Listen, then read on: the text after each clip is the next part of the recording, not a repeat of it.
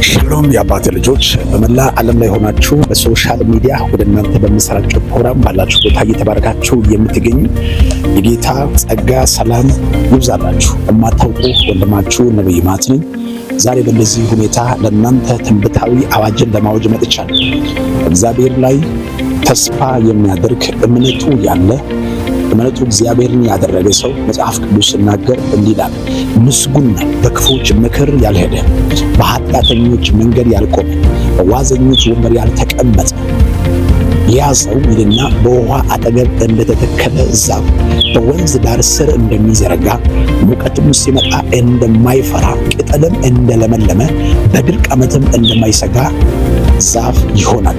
የሚሰራው ሁሉ ይከናወንለታል ካለ በኋላ ክፉዎች እንዲሁ አይደሉም፣ ንፋስ ጠርጎ እንደሚወስድ ትቢያ ናቸው ይላል።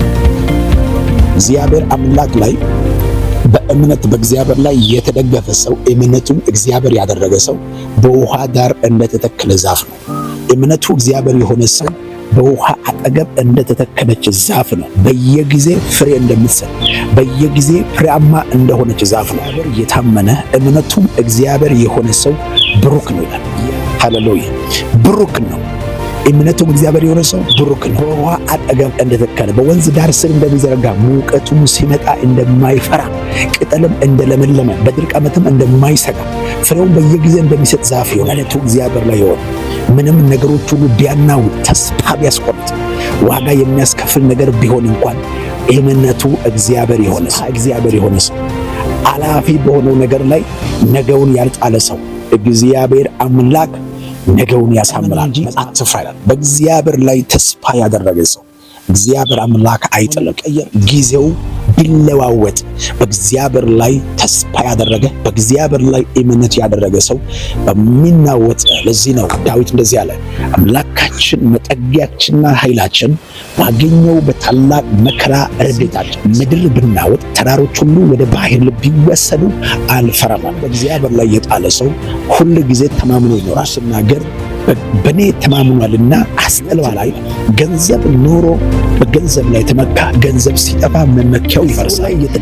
የተደገፈው ያ ሰው ሲቀየርበት አቋሙ ይወርዳል። ነገሮች ላይ በቁሳዊ ነገር በሚያልፈው ነገር ላይ ተስፋ ያደረገ ሰው ያ ነገር አቅጣጫና ቦታውን ሲለቅና ሲናጋ እይታው ይለወጣል። ነገር ያልፋል። ሁሉ ቀሪ ነው። የማያልፍ ነገር የለም። እግዚአብሔር ላይ የተደገፈ ሕይወቱ ላይ ዘመኑን፣ ጊዜው፣ ወጣትን፣ ጉብዝናው ለእግዚአብሔር የሰጠ ሰው እግዚአብሔር የማታ ማታ እረፍቱ ያንተ ነው። የማታ ማታ ድሉ ያንተ ነው። የማታ ማታ እግዚአብሔር ያሳርፋል። ሕይወት ላይ አይነግስም። ወዳጄ እግዚአብሔር አምላክ ባንተ ሕይወት ላይ ያየው መልካሙ ነገር እንዲፈጸም ከራሴ የሚጠብቀው ነገር ምን እንደሆነ ታውቃለህ? ባመንከው ጌታ ላይ ጽና። እግዚአብሔር አምላክ አብርሃምን እንደዚህ አለ፣ አብርሃም ሆይ በእኔና ባንተ መካከል ቃል ኪዳን አድርጌአለሁ፣ ይህን ቃልን እፈጽማለሁ፣ ነገር ግን በፊት ምንም ተመላለሳለሁ። ብዙ ዘመን ተስፋው ቃል ከዘገየ በኋላ አብርሃም ተስፋ መቁረጥ ውስጥ ያለው የደመስቆ ሰው ሊወርሰኝ ነው፣ ጌታ ለእኔ ምንም አልሰጠኝም። ምዕራፍ 15 እና 17 ላይ ያለው እግዚአብሔር አብርሃምን ይህን አይወርስም፣ ከጉልበት የሚወጣ ይወርሳል፣ እኔ ኤልሻዳይ ነኝ። ሊያስደስት የሚያወራው ቃላት የለም። እግዚአብሔር ሊሰራ ይናገራል። ዕንባቆም ምዕራፍ 2 ላይ እንዲህ የሚል ቃል አለ፣ በመጠበቂያ ላይ ቆማለሁ። አስጨናቂና እጅግ በማይመች በምዕራፍ 1 ላይ ዕንባቆም አውረርሞ ነበር። ምዕራፍ 1 ላይ ብታዩ እስከ መቼ ድረስ ነው የሚለው አለ። በምዕራፍ 2 ላይ ግን በመጠበቂያ ላይ እቆማለሁ፣ የሚናገረኝ ስለ ክርክር የሚመልስ አውቅ ዘንድ ይመለከታል። አንባቢ ይፍጠን ዘንድ ራእዩ ጻፍ። ራእዩ እስከተወሰነ ጊዜ ነው። አሁን ግን ወደ ፍጻሜ ምን ይሆናል? ይጮኻል። ወደ ፍጻሜ ይጮክላል። ነገሬ ወደ ፍጻሜ ይጮክላል። ፊልሚ ወደ ፍጻሜ ይጮክላል።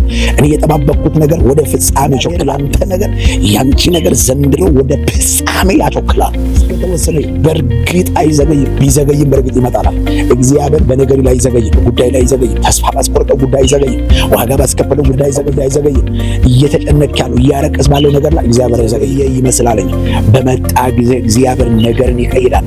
ብዙ ጊዜ እግዚአብሔር ተስፋ ቃልን በመዘገየት በእኛ አይምሮ ስለምናስብ እግዚአብሔር ላይ እናጎርማለን። በዮሐንስ ወንጌል ምዕራፍ 5 ላይ ጌታ ኢየሱስ ክርስቶስ ብዙ ዘመን መቆየቱ አየና አልጋውን ተሸክመ ይሄዳል። ሰውየው መናወጡን እየጠበቀ ነው።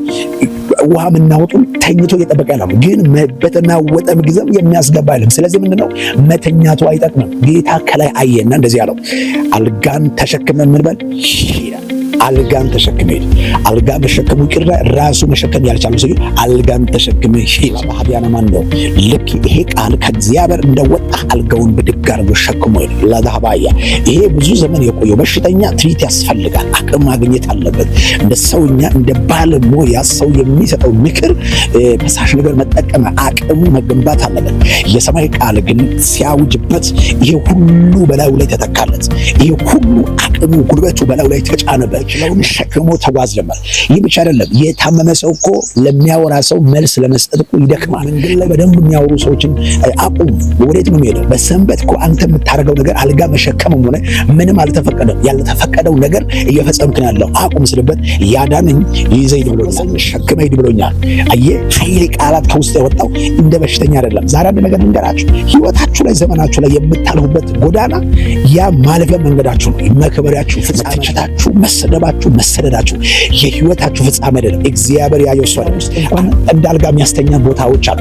ለምን ገጭገጭ መንገጫገጭ በሌለበት። አንዳንድ ቦታ ግን ከመነጠር የተነሳ የመኪና ስፖንዶ ከላይ ያለውን ጣራውን በጭንቅላት እንዲህ የሚያስነካ ቦታዎች እናገኘዋለን። ለምን ያ ቦታ ለምንድን ነው እንደዚህ የሚያደርገው አይባልም።